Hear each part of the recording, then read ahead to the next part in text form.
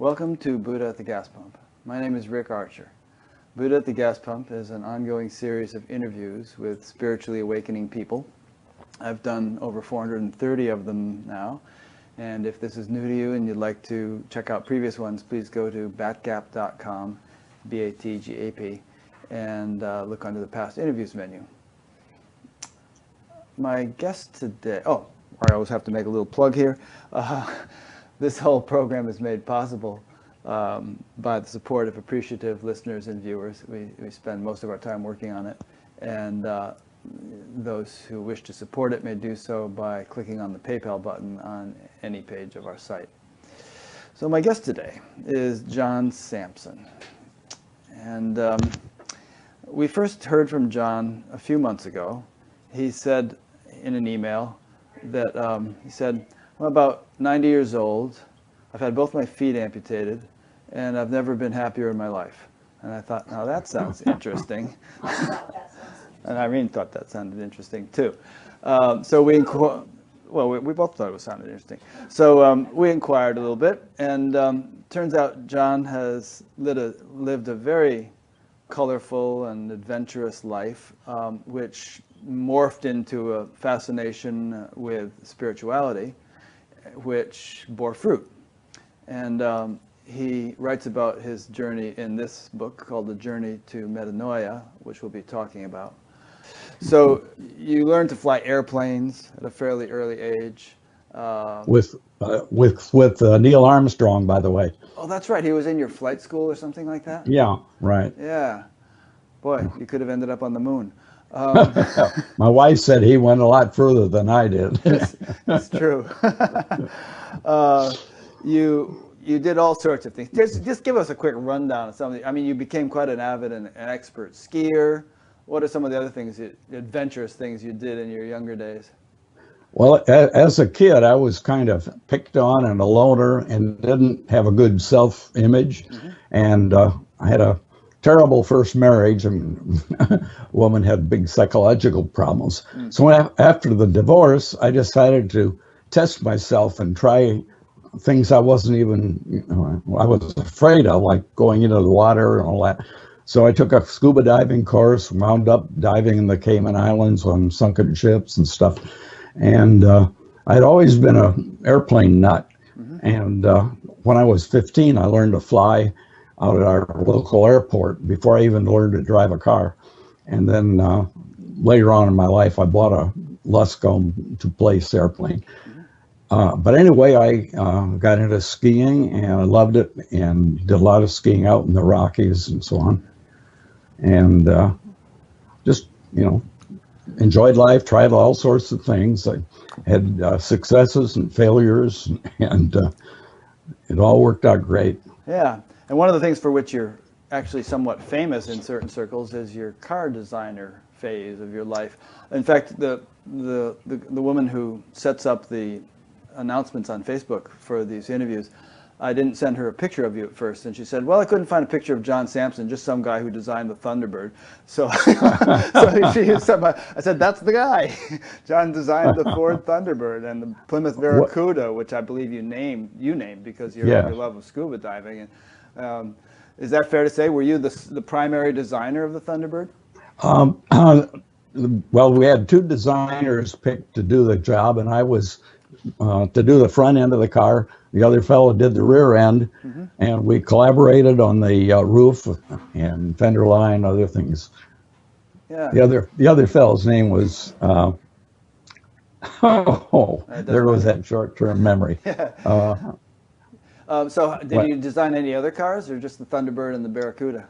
Oh, I worked at Ford for 3 years, mm-hmm. and then I was hired over at Chrysler Corporation by Virgil Exner, and worked on DeSotos, Imperials, and the whole Plymouth line of cars. And when we got into the muscle cars, Road Runners and GTX, all that, that was a lot of fun working on those. Cool. Well, that's neat. Yeah, and there were websites of you, standing around next to these cars and all. It's sort of commemorating your contribution. Yeah, the collectors kind of get a lot of fun out of putting me in their magazines and all that kind of thing. Yeah. So let's get on to the spiritual stuff. You know, in your bio here, you say that, you know, you studied the sciences, mythologies, religions, philosophies, and psychologies to expand your understandings. A pattern of paranormal experiences opened your mind to areas of experience beyond the paradigms of science. In 1970, you embarked on a quest of self-discovery, participating in hundreds of hours of intensive consciousness exploration with such noted researchers as Dr. Gene Houston and Robert Masters, Dr. Lawrence LeShan, Robert Monroe, and others involved in the human potentials movement of the 70s.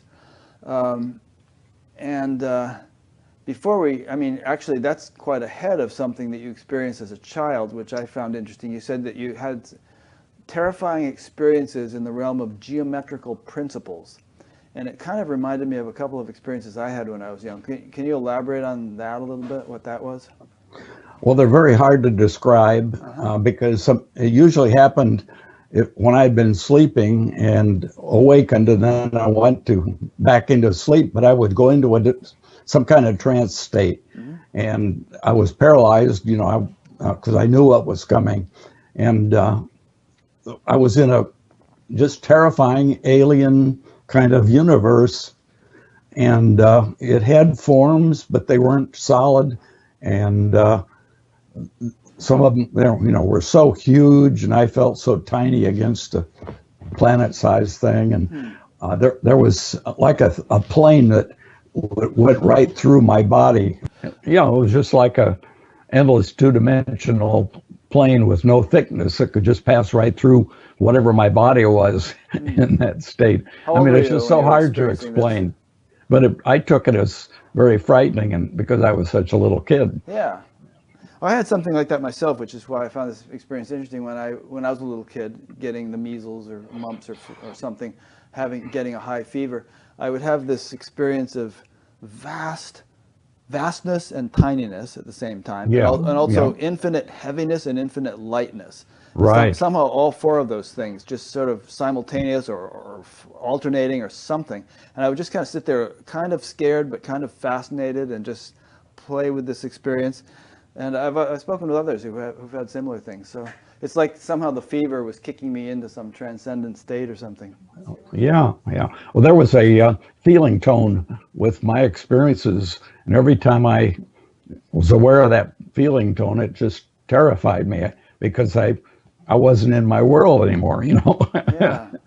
And sometimes my folks would throw water on me to get me to come back.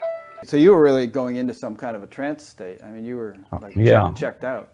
Oh, yeah. Interesting. Yeah. And this happened,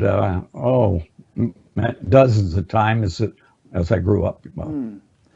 Well, I should just mention that this also is a pattern that I see, which is that very often people that have some kind of significant awakening later in life have had spiritual experiences or unusual experiences like that as a child.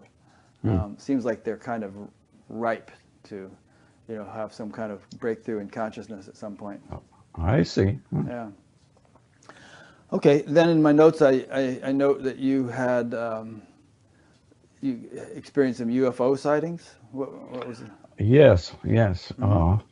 That was when I was at Purdue, and the whole thing is kind of weird because it was like in the fall. I don't know exactly what year, but a friend of mine had a book he found that asked, "Has the Earth been visited by outer space entities?"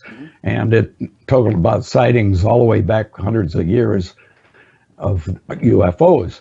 And the first time we'd ever heard of it, and we discussed it and so on.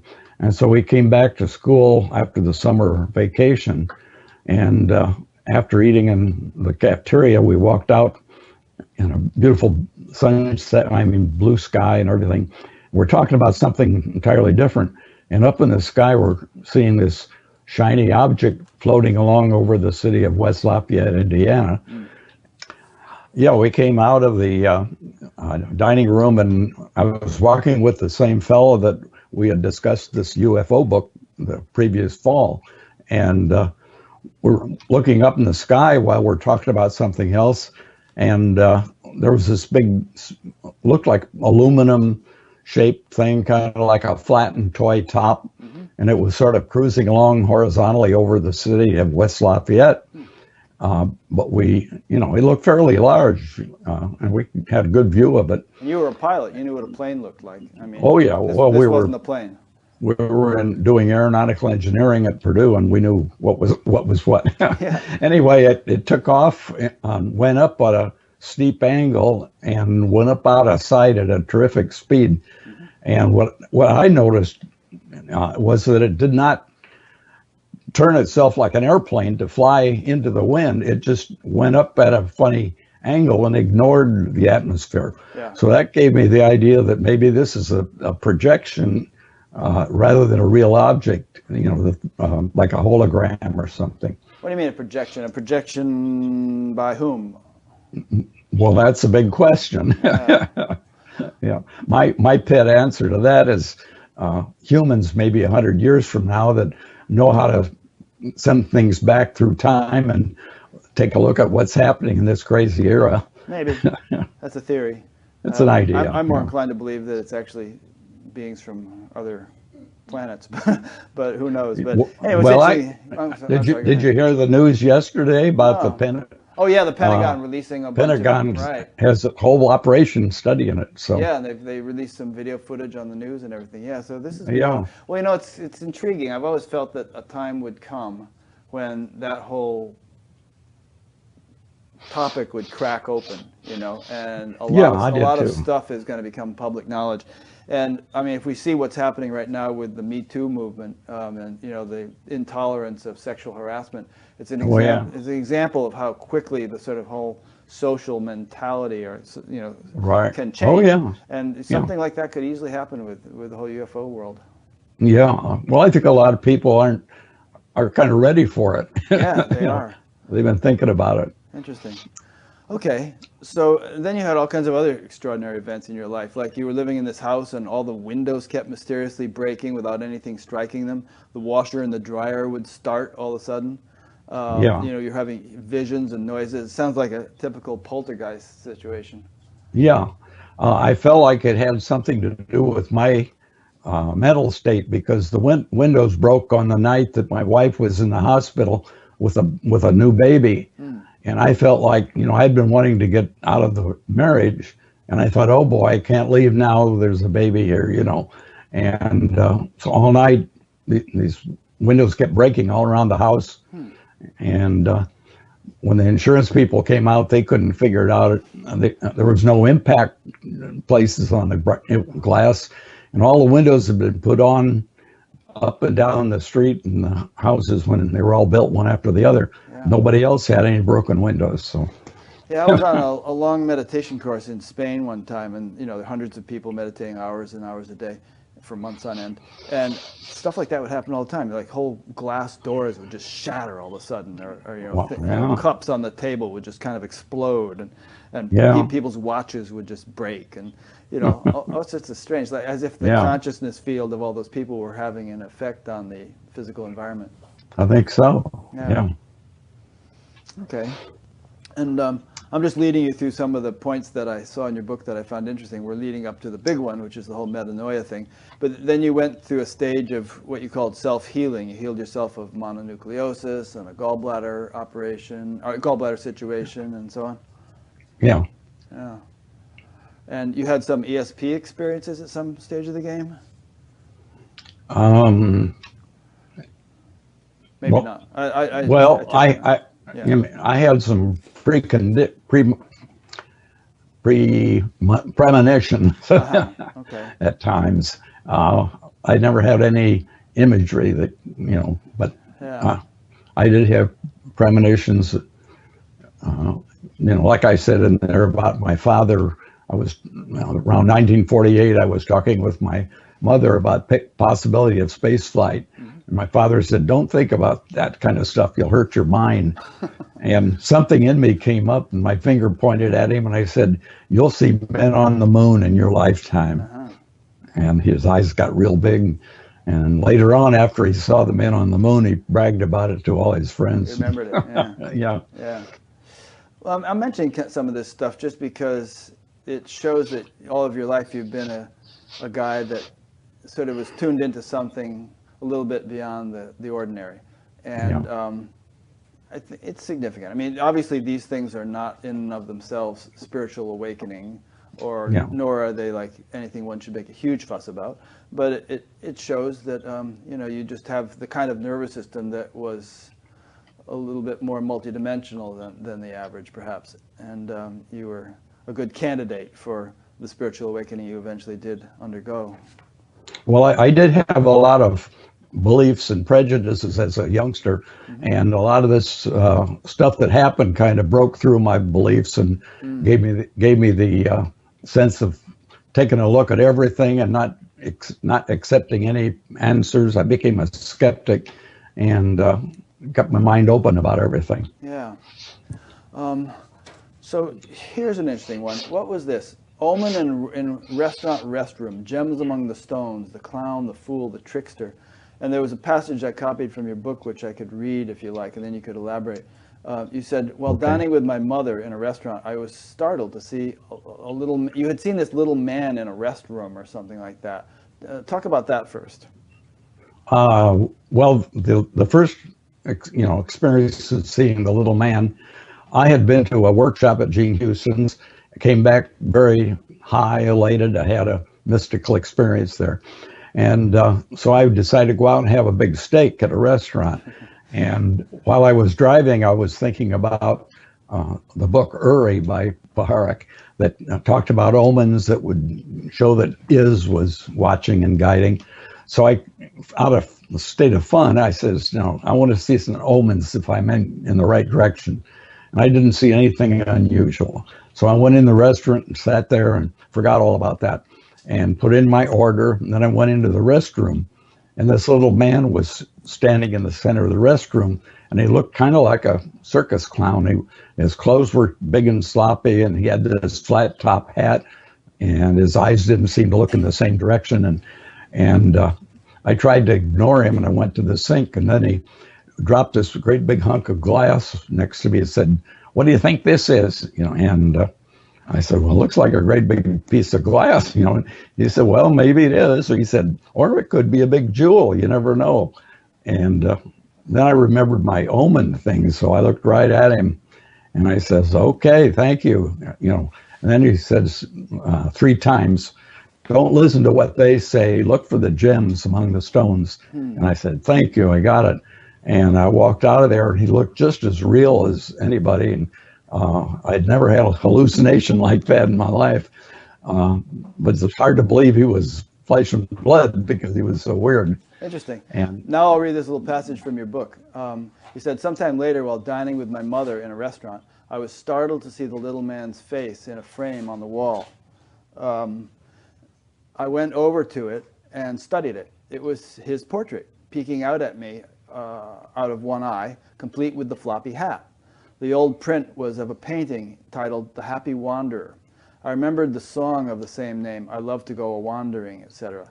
Years later, a search on the internet brought up some interesting things. I found out that there are archetypes that have popped up many times over the millennia in human art and literature, and according to Jungian analysis, in dreams: the clown, the fool, and trickster. According to James Lewis, this archetype tries to bring attention to our or other people's often hidden stupidity, shams, or lies. He is also the unexpected, spontaneous idiot aspect of life, which for no reason at all emerges into our carefully arranged life to upset it. Trickster is a shapeshifter, and so has the possibility of transformation. The undeveloped idiot side of this symbol may have a type of clear-sightedness due to lacking the complications and contradictions of thinking and intellectual values. It may also be creative in a serendipitous sort of way, because it doesn't seriously hold on to a purpose or idea. Actually, that's the end of that quote that I wanted to read. But anyway, so that's kind of cool. yeah, well, I thought so. Yeah. Okay, so now let's get on to your metanoia experience. Explain to people what that word means, and kind of, set the stage for us in terms of this experience, what led up to it and what it actually was. Well, the term metanoia is ancient Greek, and at least with the humanistic and transpersonal psychology people, they say it means a breakdown of your belief system and then a regeneration of your whole belief system, I guess. So it all kind of falls apart and comes back together again. So. Right, and in my case, it was like a real breakdown of my belief in myself and who I was, and so on. And everybody would have taken me to the psychologist, say he's got a nervous breakdown going. What broke it down? Why did it break? Well, it was a whole succession of things. But I had Jean Houston come to Detroit and gave a program, and I assisted her. And then afterwards, she sent a couple of guys out to my house that were looking for people that were into that kind of stuff.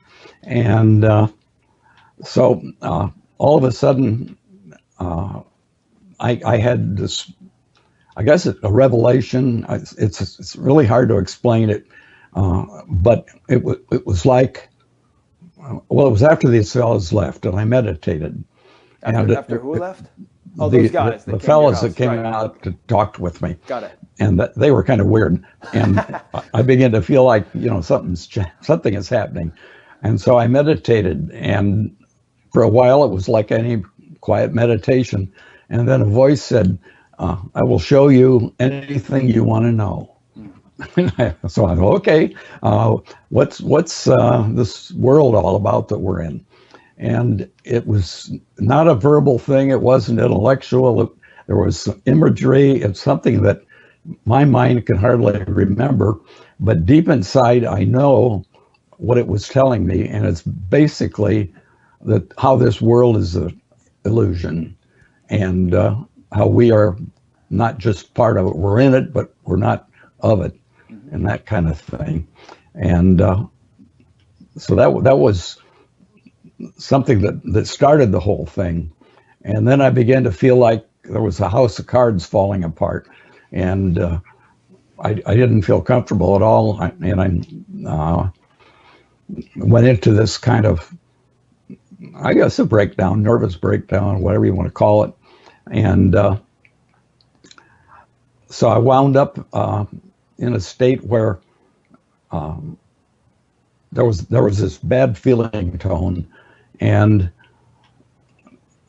the world looked like an illusion. I mean, definitely. I went outside and people looked like characters in a movie, and this intelligence was talking with me and said, "You found the truth, and the truth has set you free." And I said, "Well, I like this lifestyle, and I like this story I'm in. I don't want to be free right now, etc." And it said, "Well, you can stay as long as you like." Well, I said, "I can't live in it if it's illusion. I got to believe it's real." And so for 4 days, I tried to find a way of staying in the world and making it real, and I couldn't do it. And so I finally gave up, and I figured I've got to die. And so I took a shower and straightened up the house, left a note, got in bed, and said, "Okay, I'll go," and didn't go. "Okay, I'll count down from 20 to 0. When I get to 0, I'll be out of here." I got down to 0, and I'm still here. And I began to panic a little. I thought maybe I have to kill the body. And then this intelligence says, no, you never killed the body. Okay. So I give up. I don't know. I can't do anything. And as soon as I did, I lost consciousness. And it's kind of a long story. That's okay. We have time. But I went through something like I had read about the Bardo in Tibetan Book of the Dead, Jung's description, and there was temptations. There were like couples ready to have a baby in different parts of the world, and it was implied that I could get reborn there. And then there was kind of scary monsters along the way that I just said, "You're an illusion, you don't bother me." And so I eventually saw the light, like the light at the end of the tunnel, and I just kept going to it. And suddenly I woke up, and here I was in bed, and this beautiful light was filling the room, and it was the sunlight coming in an early morning. and the feeling tone was gone. Everything looked real, and I was happy as a clam. And I got out and got dressed and went out and looked at the world, and it was just glowing and kind of like a recognition feeling with, and I was just, I guess in bliss, and I couldn't really make any decisions for a while, and I felt like a little newborn puppy, and it was pretty neat. Nice. Now, of course, this happened what year? 78. So a long time ago, 40 years ago. ago. It was 40 years ago. Yeah. And yet, it was a watershed moment for you. You've never been the same since, right? Oh, no. Yeah. No. Immediately, there was no fear of death. There was kind of a knowledge of eternal life deep within inside. Yeah. And I still knew the world was illusion, but I loved it. It was a marvelous illusion. I mean, it took billions of years to create it. And I was totally content. I never have wanted anything more. And surprisingly, about 2.5 years ago, this isn't in my book, after I wrote it, this happened, but I had a realization that I went to the center of being, which was pure love, and this really opened up love in me. I'd never been that big a lover of anything, but afterwards I just was in love with everything, everybody, and I know what the pure love is, and I like to call it love. I feel comfortable. Sure. So some people could say God is love. I feel like I'm not that comfortable with that idea now, but at any rate, that has really enhanced my life. I didn't know I could get any happier than I had been, but I am now. And all these things that happened to me, I love them. I love my body. I love my stumps, whatever. That's neat. I mean, yeah, that's one of the things I found inspiring about you when we first heard from you is, a lot of people could get kind of depressed being, quite old and having had their feet amputated and all that stuff. What have I got to live for? But you were kind of living proof that, one can be very happy for no apparent external reason, because, right. I mean, I don't want to put words in your mouth, but obviously there's a source of happiness within that you have constant access to. Would that be fair to say? Yeah, I think it's that you've gotten rid of everything you didn't like, and you've accepted everything, no matter what it was like, painful, whatever. And so you're happy, because it's when you resist things that you're not happy. Yeah. Yeah. I mean, Byron Katie is most famous for saying that she has a book called Loving What Is. And, he said, if you argue with reality, you're going to lose every time. Right. You got to not feel good. Yeah.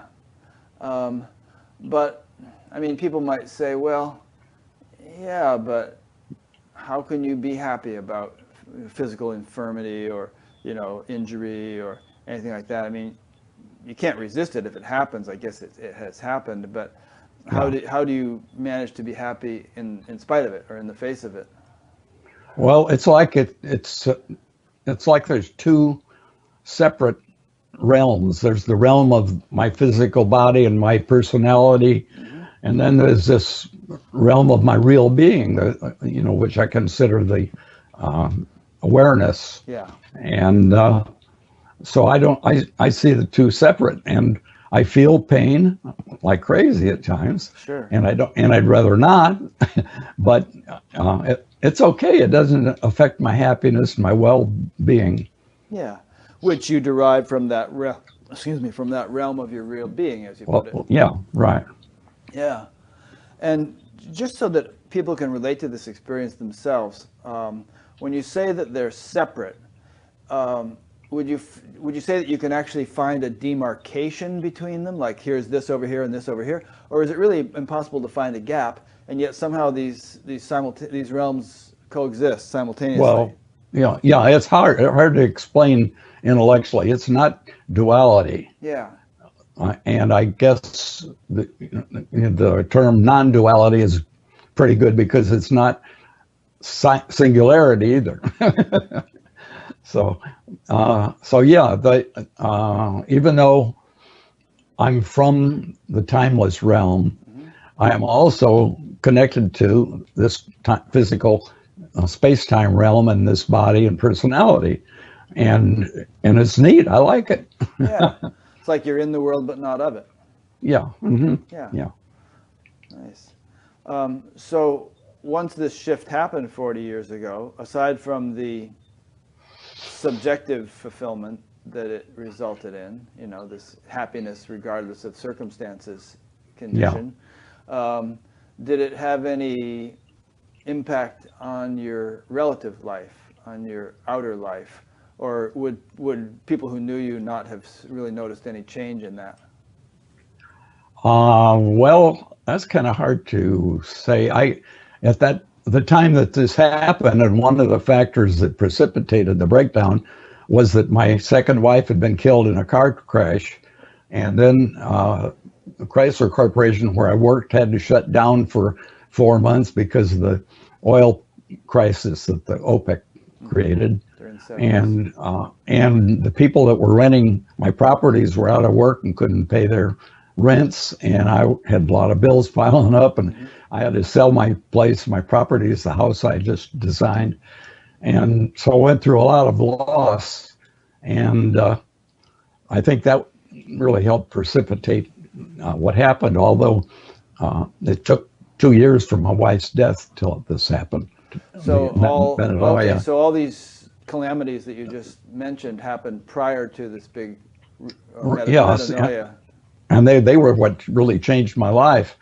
Having been meditating myself for 50 years and having been doing this show for the last 8, and talking to so many different people, I've noticed patterns.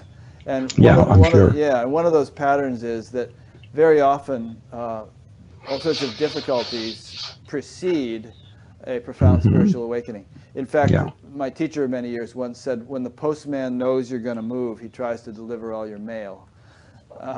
Yeah. So, a lot of people experience that kind of thing. Like, hell seems to be breaking loose. Things are falling apart, breaking down, can't accomplish anything. You're losing money, you're going bankrupt, you're losing your marital status or whatever. And it's almost like this huge purgation or catharsis or something that is taking place in order for you to have a big breakthrough. Yeah, that's interesting. Yeah. All right, so you went through all that, and as we're going along here, John, if you think of things you want to say and I'm not asking the right questions, you just pipe up, because you might, that often happens. I can't think of everything. And also, people listening, if you wish to submit questions, go to the upcoming interviews page on Batcap, and there's a form at the bottom. Okay. Yeah. Okay. So all hell broke loose. You lost all this stuff. You had your big breakthrough, I guess, and then you went down to Florida, or was that the right order of events? Yeah, pretty much so. Excuse me. And you lived on a boat. Yeah. And how did you make a living when you were living on a boat? I got into trading commodities. Yeah, you said, and you actually didn't lose your shirt doing that? And no, I was very cautious, and the first year I did it on paper without really making trades. Yeah. And I showed a profit. So the second year I made small trades, I don't forget what you call it. And then I did well. So the third year I started making big purchases, big trades. And I made like 50,000 the first 6 months, and then the big companies that were involved in commodities, agriculture and all, they started using computer programs, and they started going after the little guys and knocking them out and all that. So I gave it up. But I also did design work for a number of companies, as an independent designer. Yeah. And what else is significant about your path? I mean, the whole Jean Houston thing, she's still alive and kicking. I mean, she's doing all kinds of things. I'd like to get her on the show. I've emailed her, but she didn't respond.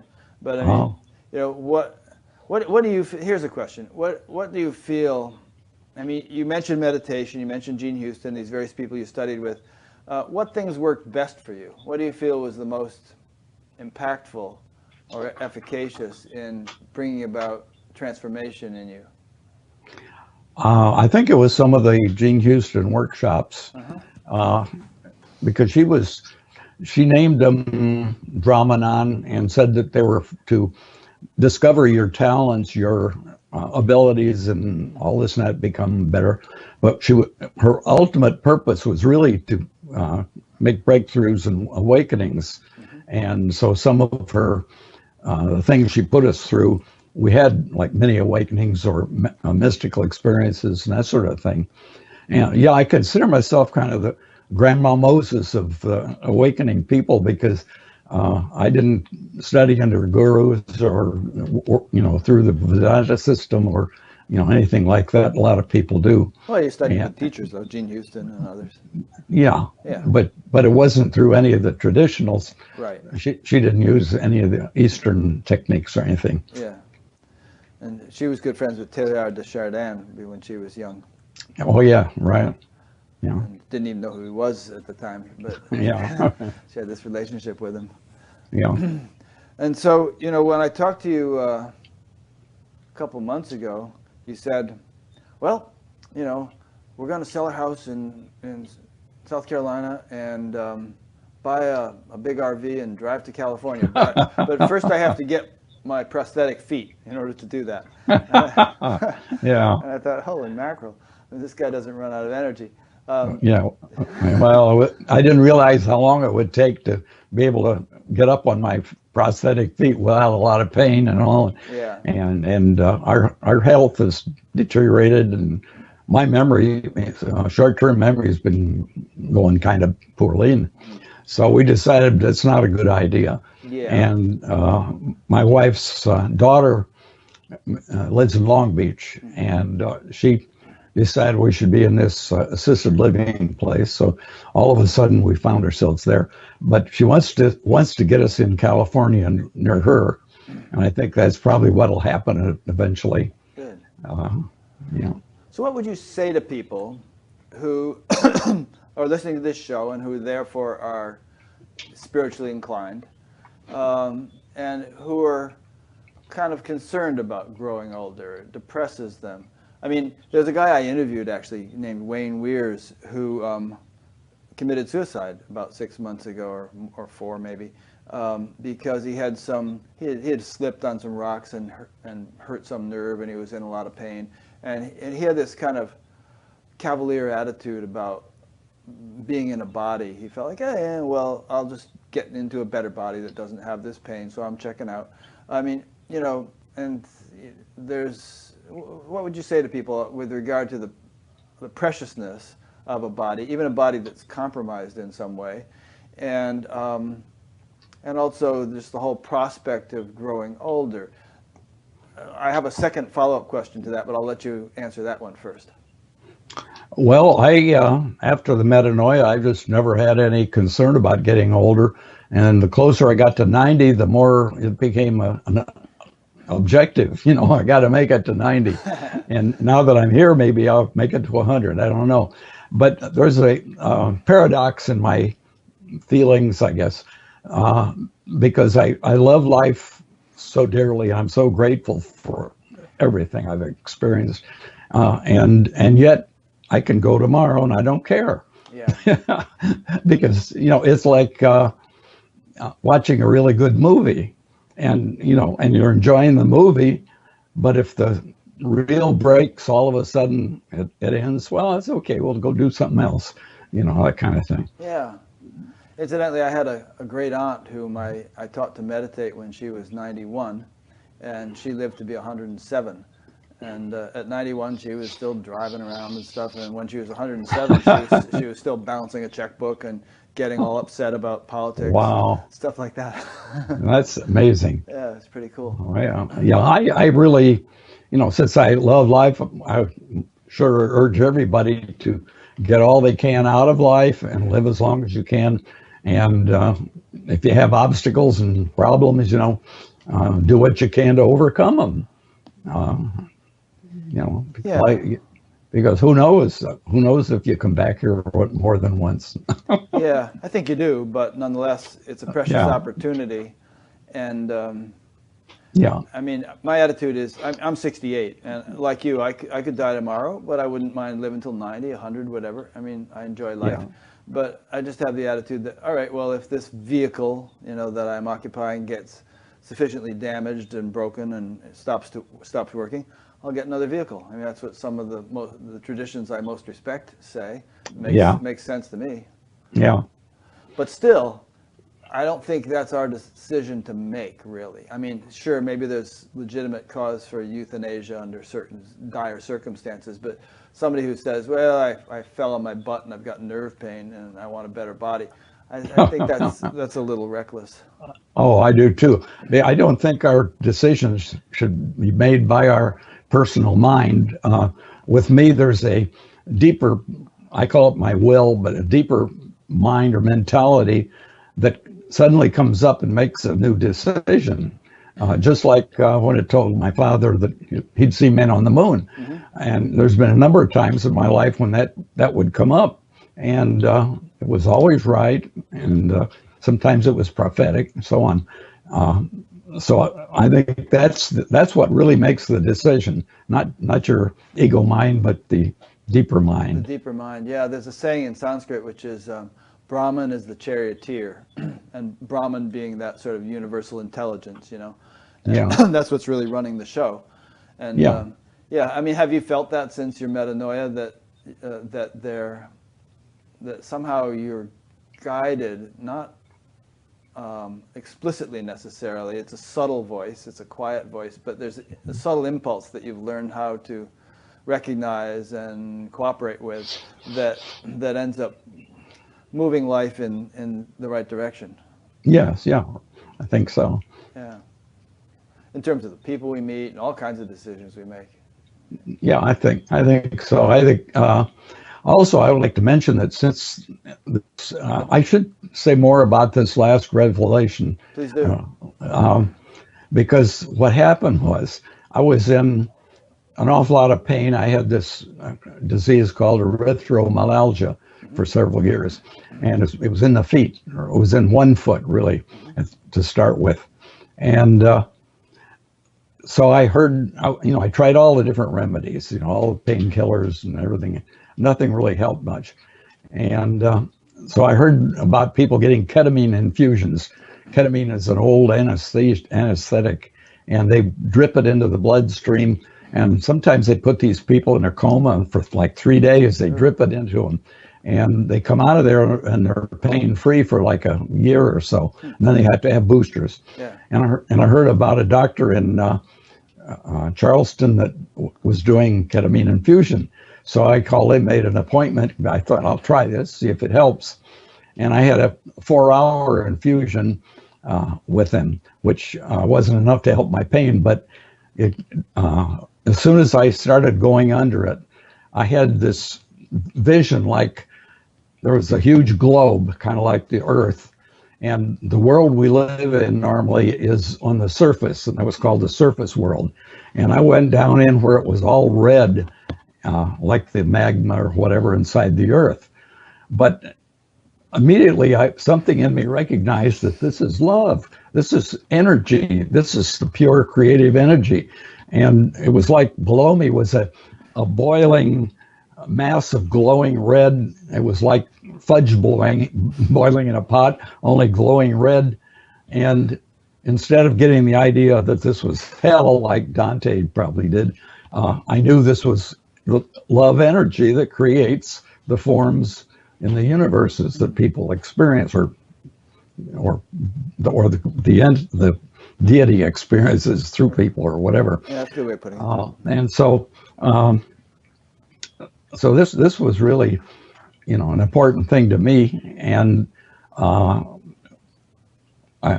lot of people say, well, maybe it was just the effect of the ketamine. Well, yeah, it was hallucinogenic. It created some really neat light shows, and I liked them for a while, and then I thought, no, I want to go to the center of my being, and all I had to do was say that, And I went right down to the center.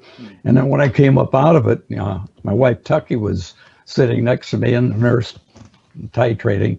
And I told, I was so high, I told him, everything is love. There's nothing but love. And I knew that with all of my being. Whatever we people think is terrible happening on earth, it's love at the base of it. Yeah, that's beautiful. I was having a conversation about that or something like that with someone the other day, and they were having a hard time seeing how that could be the case because of all the horrible things that happen in the world. Right. And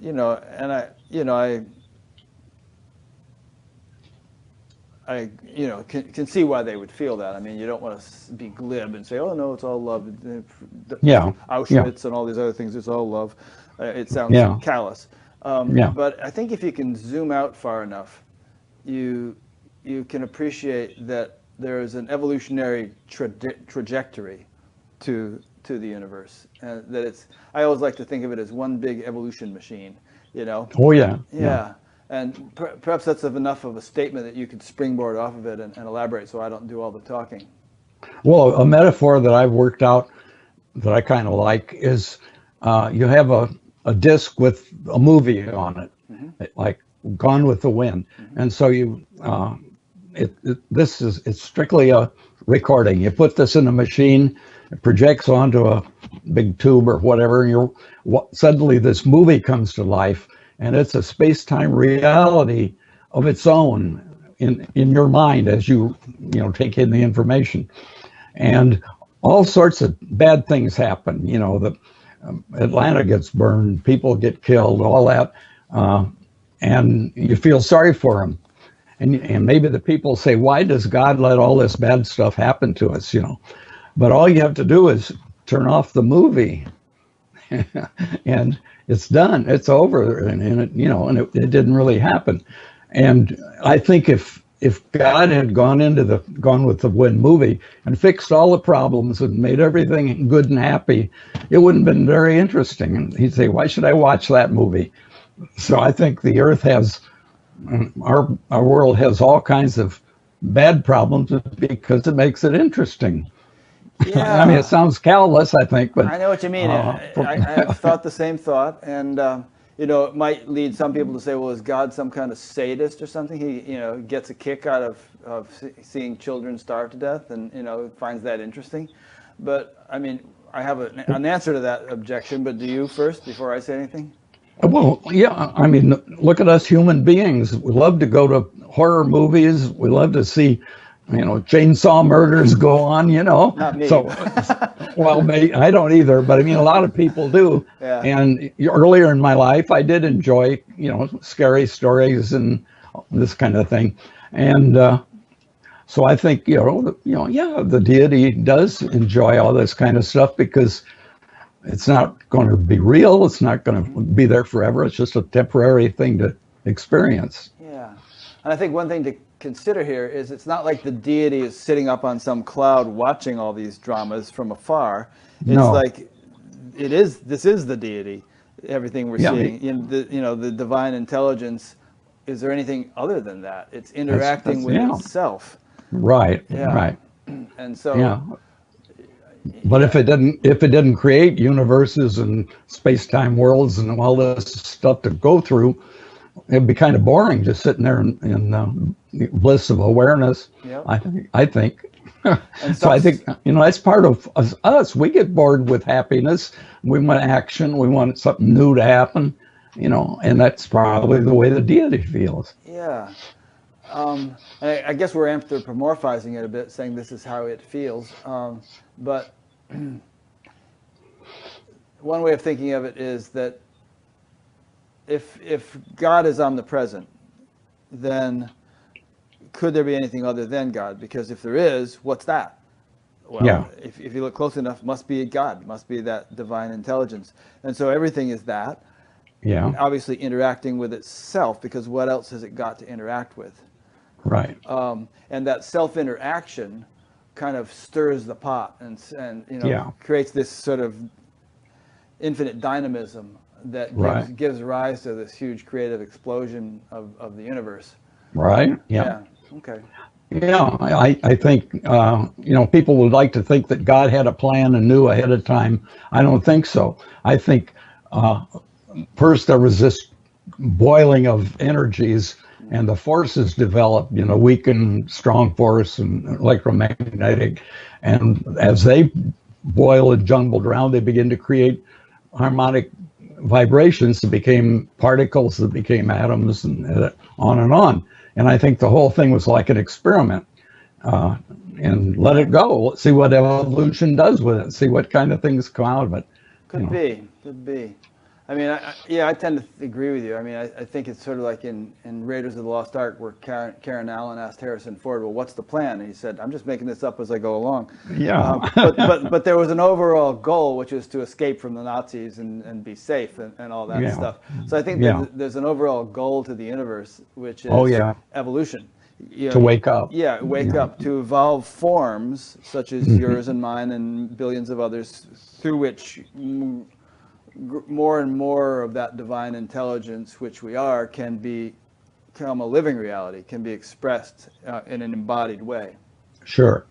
And I think there's a lot to the idea in the Vedanta and other philosophies that God is like Leela on a lily pad dreaming all this, and when one dream's over, then another dream starts, that kind of thing. Yeah. Another thought to throw into the pot, we're getting kind of philosophical here, but it's fun, is that I know in your book you have a bunch of chapters in the back where you wax eloquent on different, themes like that.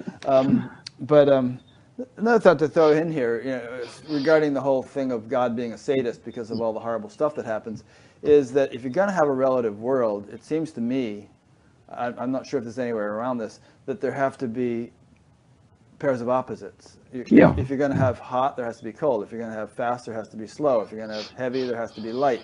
And if you're going to have, By the way, I hate to interrupt you, but this is one of the things I've thought out a long time ago. Yeah. There are no opposites. There are only, various degrees.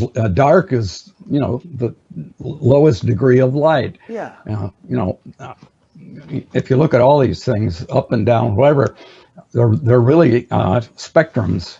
Perfect. And different ends of the spectrum. So they're polarities. Yeah. And it's the polarities that create the actions in the world and so on, the duality that we need. Yeah, good point. I mean, it's not like ice is the opposite of steam. They're just molecules vibrating at different rates. Right. To give you these different qualities. Yeah. And, but anyway, for there to be diversity implies by definition that there is not going to be sameness.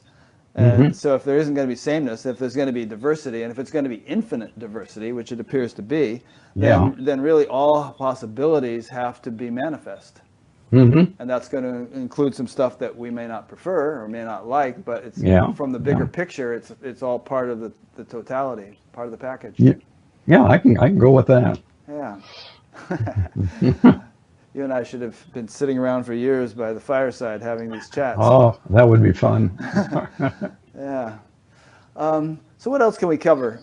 I can take as much time as you like, and but I'm just kind of winging it here, like God. Evolving the universe as it goes. I'm evolving this interview as it goes. What else, can you think of anything else that you'd like to cover in the time we have available? Excuse me. Things that really light your fire. Wow. Like in the back of your book, for instance, you have a bunch of chapters about things. Would it be of interest to you to discuss any of those? These essays you wrote? Let me take a look at it. Would be too speculative. You have the illusion of reality, the reality of illusion, wholes, thinking, ego, amo, te, imagination, imaginary worlds, consciousness and knowing, transformation, perfection. Shall we touch upon any of those themes? And incidentally, while you're thinking about that, here's a guy in London asking a question. A fellow named Dan, who's a friend of mine. He says, "Do you have any fear of death at all?" No. All right, what if I someone don't. were to break into your house right now and hold a gun to your head? Do you think you'd feel fear, or would you like just be pretty sanguine about it? I don't think I would feel fear. I've been in some tough situations the last 30 or 40 years, and I don't feel any fear of it. Yeah, because why? Why don't you I feel think any I fear? think the fear is if you believe you have something really valuable to lose Hmm. by dying, and I wouldn't say that my world and life are that valuable. I love them and I'm grateful for them, but you know, there's something that comes and goes. Yeah. If it's time to go, okay, you know, And I might add that you've already got something which is more valuable than that which comes and goes. you know, Therefore, the coming and going doesn't have as much impact as it might if you thought that's all there was. right, Yeah. Well, I have a lot of feeling for my epilogue. I don't know if you'd want to read that or not, discuss it or whatever. Sure. Is it something I should actually just read here? Let me just see here. Uh, Epilogue. I mean, you want me to start reading it and you comment, or do you want to just, do you know what it contains well enough that you can just comment on it? well, I think in order to comment, it has to be read. All right, I'll start reading and you interrupt me if you'd like to comment, okay? Okay, sure. So, while flying across the country, I usually get a window seat where I spend a lot of time watching the earth below. From 30,000 feet, humans are invisible except through strong magnification, as I once watched one-cell creatures through my microscope. But the evidence of human presence is everywhere. The patchwork quilts of farms, large lakes created by dammed rivers, cities, ever spreading their tentacles outward, spiderwebs of roads and highways, and the many crop circles dotting arid lands, their irrigation pumps sucking up the groundwater. Across the United States, as over most lands, I see many plumes of chemical smoke rising up thousands of feet to finally merge with the global layer of haze, pollution, and gases that are trapping more and more solar heat into the Earth's atmosphere.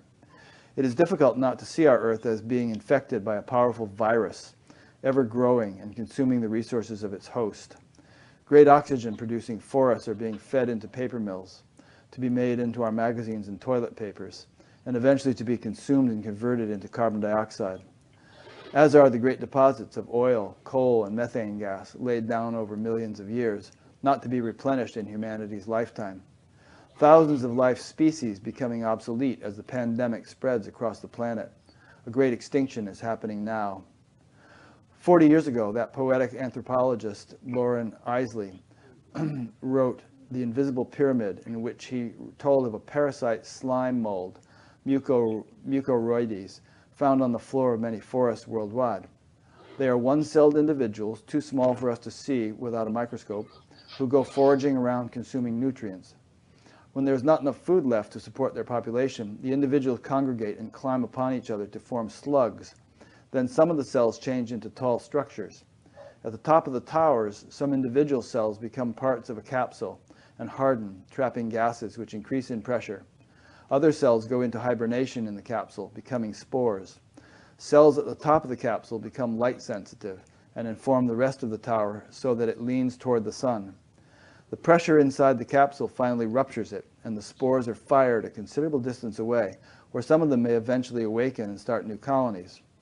Isley saw a parallel between the mold cells and us humans, as our ever-increasing population and economies dependent on perpetual growth consume our limited planet. Like the parasitic mold, we are also building gantry towers for spacecraft, and our scientists are searching for places in our solar system or even in the vast space beyond where we might establish colonies. What no one addresses is the fact that only a tiny sample of our population, our spores, would get chosen to leave our planet, while the rest are left to fight over the remaining scraps of food, water, and energy. This is not a doomsday scenario for the future. It is what is happening right now. In the light of this dismal picture, can I still assert that all is well, all is perfect? Let us continue. This overview begs the question, one of the biggest. Why? Why are we doing this? Why do we want to infect more worlds? To what end? The scientists cannot answer this. Neither can those who write science fiction novels and movies.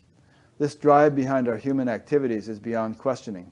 It may be what some call the life force, the same drive that has populated our planet with countless species of life forms. It may perhaps be part of the mix of incredible forces that evolved the first vibrating energies into atoms, then into galaxies of stars and other phenomena. To us humans, the universe seems anything but friendly. Galaxies are colliding. Shall I keep going, John? Well, no, you don't have to. I mean, I can. It's interesting, but Yeah, I know that.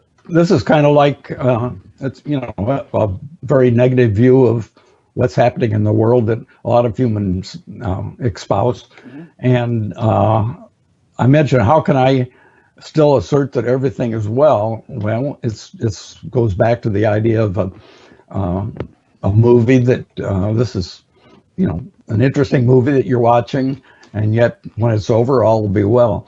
That kind of thing. And that's the way I feel about it. But I also feel like a lot of people that I love this planet and so many creatures on it and everything, and I hate to see so much destruction going on. I suppose it is just part of the evolutionary forces that are going on in the universe. But there's a lot of things humans can do that I think make it a little nicer and a little more friendly. Yeah. Well, I think it was Einstein who said that you can't really solve problems with the same mentality that created those problems. That's right, yeah. And it seems to me that if we manage to get to Mars, which Elon Musk is trying to do, and others, and we have the same level of consciousness with which we've been living on Earth, we're going to screw up Mars just as badly if we manage to, establish life there. So, Buckminster Fuller, whom I saw speak many years ago at a conference, had the concept of spaceship Earth. And, we kind of depend on this spaceship that we're living on. Yeah, that's right. Yeah, and it's the only one we really practically have got. And so if we mess it up badly enough, it's entirely, the Scripps Institute of Oceanography recently released a report in which they said that, in their opinion, there was about a 1 in 20 chance now that human life would not exist anymore by the end of this century at the rate we're going with global warming and other things. Now, to my way of thinking, that doesn't mean that you and I won't exist. We won't exist in these bodies. Right. But neither will your great-grandchildren, because the Earth will not be hospitable to bodies anymore, at least at least mammals. But somehow, in my belief, for what it's worth, we carry on, we continue. We if necessary, we are incarnated at a more suitable place. Well, I've always had the feeling too that everything is building up to a climax. Technology is accelerated. Everything has been accelerating. It seems like, and the weather, the problems that we're doing with the Earth and everything. So it looks like there's maybe 50 years from now, there's going to be a big climax to all this stuff, and maybe some good stuff will get shook out of it, and so on. I don't know what will happen, but. Well, a lot of ancient cultures have said that will happen.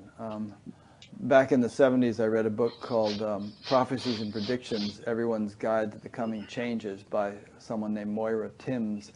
And what she did was she took the prophecies of a lot of different ancient cultures from around the world, correlated them with things that have already happened, and they correlated quite nicely, and then kind of extrapolated from there the things that they have predicted that haven't yet happened, and tried to sort of give it some kind of timeline when these things might happen. Wow. Yeah, but mostly the theme of all of them was sort of great trials and tribulations, cataclysms and so on, which if we pass through that gauntlet, that trial, things will be pretty bright on the other side, but there might be a lot less people around to enjoy it. But this may have a parallel with the problems that the humans go through getting prepared for a metanoia, and that humanity as a whole may be prepared for a big metanoia. Very good point. Yeah, just like what happened with you. Your whole life was falling apart, and yet something wonderful happened. Yeah. Yeah. And I'm talking more in this interview than I usually do in most interviews, just to kind of make it easier on you and just to keep the conversation going. But so please, people listening, don't give me too much flack for this. I often get flack for talking too much, but that's just kind of the nature of this one. But what was I going to say? Oh yeah, just that if we think of the possibility of some kind of ideal society, some kind of enlightened world, or however we want to conceive it, and then look around at what we've got going in this one, the way things are now, most of the things we see they wouldn't really fit in an enlightened world. So many of the technologies and the economic systems and the political systems and the way people are treated and all these things. So all that's got to change somehow. That's right. And those who are attached to those things, whose livelihoods depend upon them, who have a certain power that they're enjoying, invested in these things, finances invested in these things, might find the rug being pulled out from under them rather abruptly. Yeah, that's for sure. Yeah. Well, I wanted to mention that I was just thinking about this, but I think you and Irene and Jerry, the people working with you, are creating a library of spiritual information that is unique, and I think it's going to be available for people to study generations into the future, if we have generations into the future. Yeah, I hope so. I hope this will be beneficial for people for a long time to come. Yeah, I was emailing with a friend the other day about my legacy, so to speak, and I said, I don't really care if anybody remembers me, Rick Archer, what would that accomplish for them or me? But I just have this feeling with my life, and I've had it ever since I became a meditation teacher, like almost 50 years ago, that I just want it to contribute as much as possible in terms of the sort of betterment of the world. And a lot of people feel that way with their lives, and they have different ways of contributing, and I honor them, and I love and respect them. But that's kind of been my motivating force, and that was kind of a deep part of my motivation in starting this. Yeah, I felt that all my life.